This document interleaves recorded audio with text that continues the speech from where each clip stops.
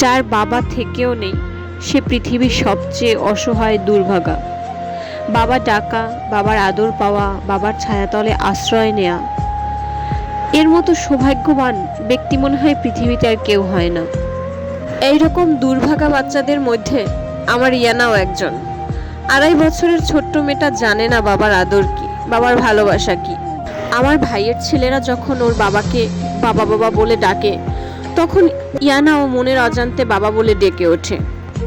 আসলে অন্য অন্য বাচ্চাদের মতো ইয়ানারও তো ইচ্ছে করে বাবার হাত ধরে হাঁটতে, বাবার সাথে ঘুরতে যেতে, বাবার বাইকে উঠতে, বাবার কোলে উঠতে, কিন্তু আল্লাহ তাআলা ওর কপালে সেটা লিখে রাখেনি। খুবই অল্প সময় কাটিয়েছে ওর বাবার সাথে, 1 বছরের মতো হবে। অতটুকু একটা বাচ্চা তখন বাবার আদর ভালোবাসা সম্পর্কে কী বা বুঝতো। এখন একটু একটু বড় হচ্ছে, প্রায় 3 বছরের কাছাকাছি বয়স হয়ে যাচ্ছে। ইয়ানার এই বাড়ন্ত বয়সটাতেই ওর বাবাকে ওর খুব প্রয়োজন ছিল। আর ভাগ্যের কি নির্মম পরিহাস, এই সময়গুলোতেই ইয়ানা ওর বাবাকে কাছে পেল না।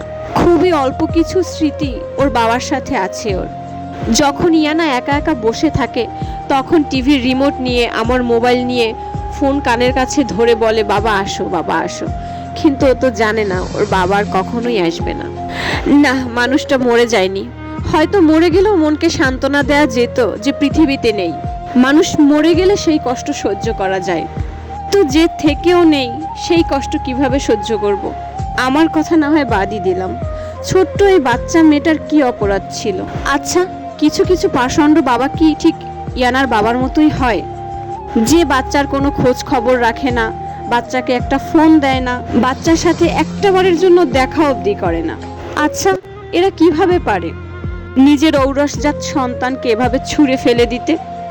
এদের কি সামান্য কষ্টটুকু হয় না যে আমার বাচ্চাটা কেমন আছে, এতটুকু বাচ্চাটাকে রেখে আমি কিভাবে আছি?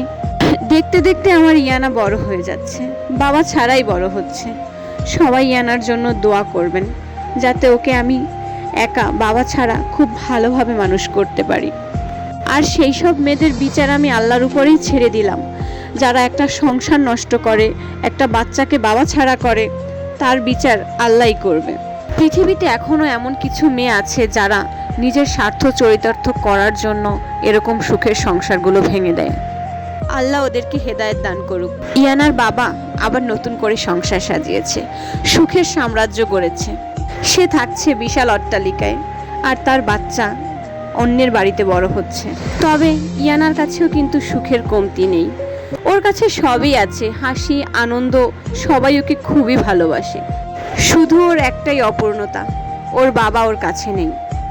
ইয়ানার আম্মু ওকে ছেড়ে কখনোই যাবে না, ওকে সমস্ত সুখ এনে দেওয়ার চেষ্টা করবে। সবাই ইয়ানার জন্য দোয়া করবেন।